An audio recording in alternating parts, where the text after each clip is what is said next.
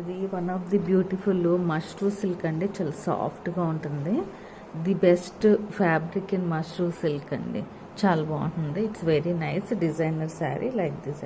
Both side like this upper and down ఇలా మీకు designer piece వస్తుంది. అండ్ బ్లౌజ్ ఇస్ డిఫరెంట్గా ఉంటుందండి.